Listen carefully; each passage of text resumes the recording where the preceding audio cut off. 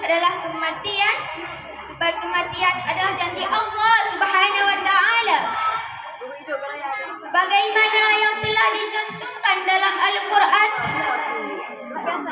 A'udzu billahi minasy syaithanir rajim.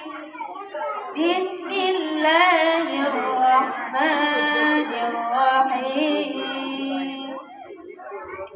Kullu nafsin dha'iqatul maut. Tsumma ilaina turja'un. Shadaqallahul azim. Yang artinya, kami berlindung kepada Allah dari godaan syaitan yang terkutuk dengan